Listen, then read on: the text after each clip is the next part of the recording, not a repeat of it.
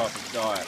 So if I hear you correctly, just to reiterate a little bit for our viewers, sort of a recommendation would be to stay on the fruits, wake up in the morning, get on the fruits all day, have the focus to be 100%, and by the evening, if you end up eating starches for whatever reason, forgive yourself and get back on the next day with focusing on the fruits and not basically getting a mindset where you allow the starch in the evening.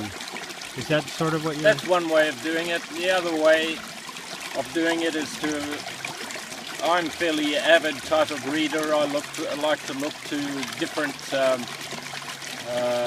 leaders in the past. For example, Shelton, Arnold Ehret, and T.C. Fry.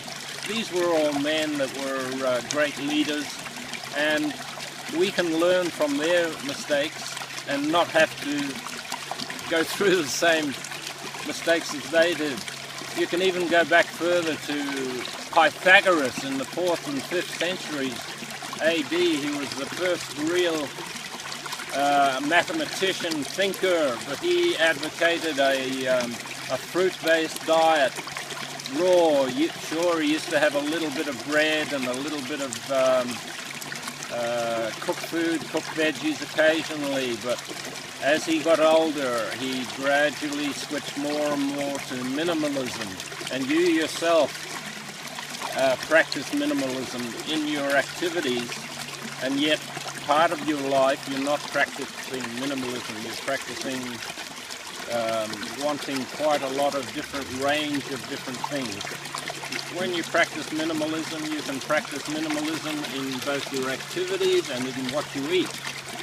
And no matter what, the older the person is and the older you get, the less food you need and the longer you'll live as a consequence if you're eating less of that food. You even see it with people that are drinking alcohol and eating meat and smoking cigarettes. If they do pursue those very unhealthy habits, they can still live quite a long time. As long as they don't eat much, you'll still see a wiry 70, 80, 90-year-old smoker and occasional drinker.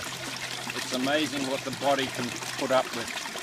So, but I'm just saying, why not go for the optimal? We know what the optimal is. Don't shortchange yourself in life. That is the answer I would like to give. Could you, on that note, would you mind peeling a few bananas to show these people some wonderful Filipino tundan? Tundan, yeah. They're fairly ripe. They could be a day or two more.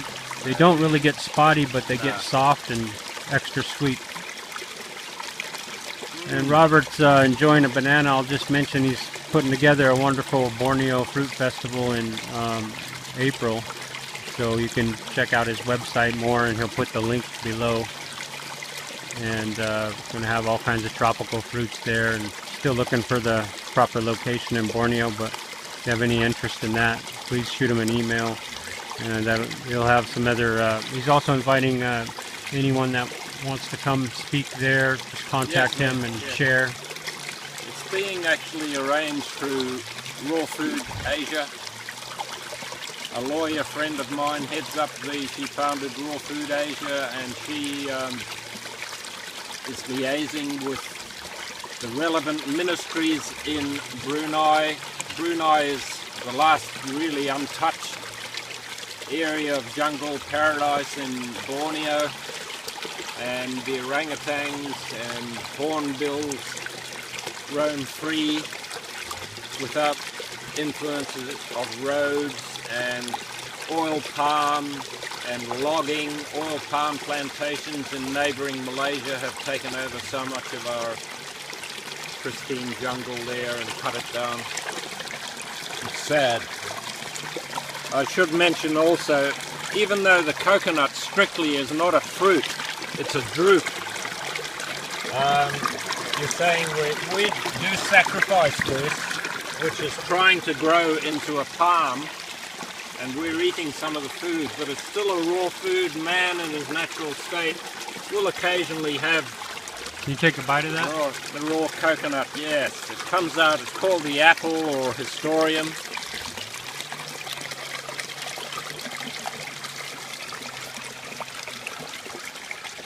Coconutty flavour. I remember when I visited your farm in Australia, you told me you eat several of those every day, or most every day. A couple of days of these maybe, but the coconut produces about 100 fruit a year and it lives for 100 years. So there are enough to share around, but you've got to make sure you're allowing the natural function of the plant to go ahead and plant a few of these so they grow up into coconut palms. The coconut is wonderful, it supplies you with drink. Is that sort of a compromise to being a fruitarian if we're still eating those in some ways, or are you looking forward to evolving to where you don't eat those? Probably is. I maybe have, while I'm traveling, I don't have them very much, but while at home, sometimes I make a green smoothie and cut this like a bread and put on the green smoothie and the tomato. And that's nice. I've had that. It is nice. Would we consider that your backup? It's not a starch-based thing. It's not a backup. Is it a backup plan to fruit? If fruit is ideal, is that more of a backup? Or not really. So I can see where you're coming from and asking whether it's a backup plan. But if there's nothing else available, you were on a desert island or an island situation where there wasn't any food available and there was some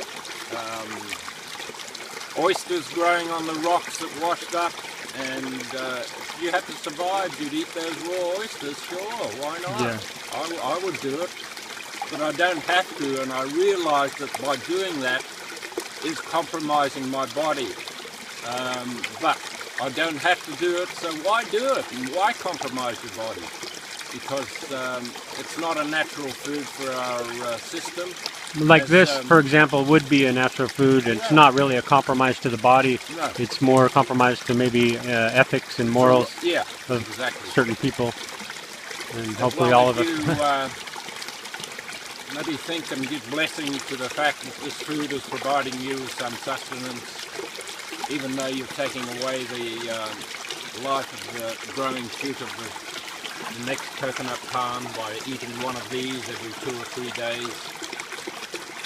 I don't, that's still on the path. I'm still not there on the path. Everyone has got further and further to evolve.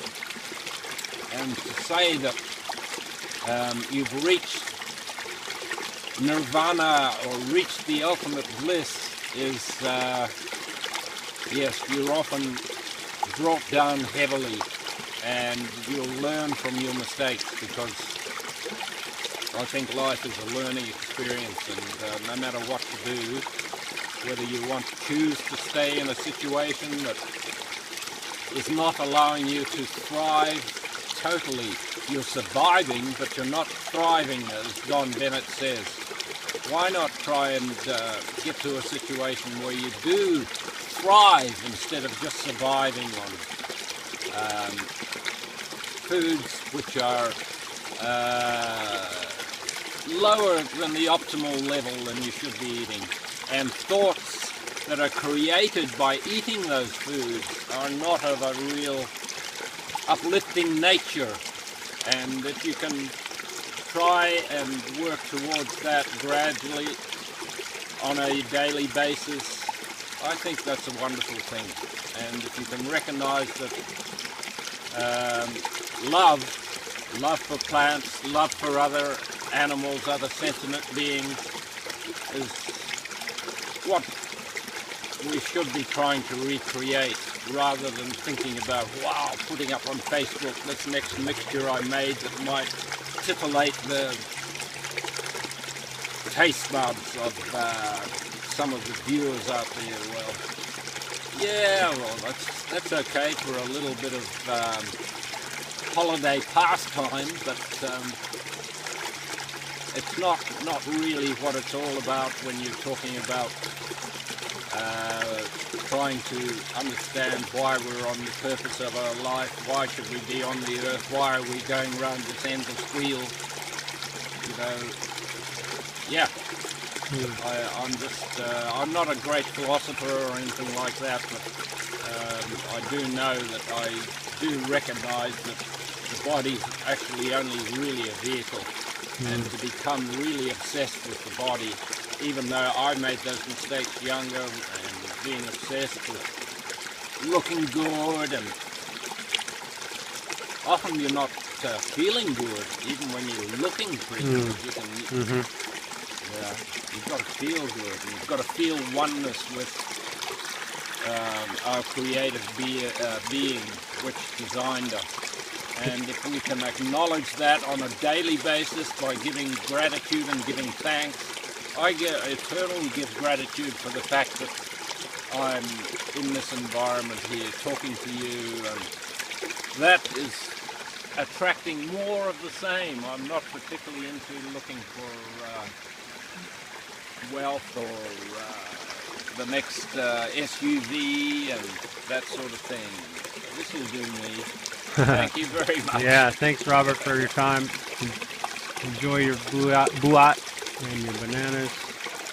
And we'll just we'll end this video with a little silence. Yes, thank you.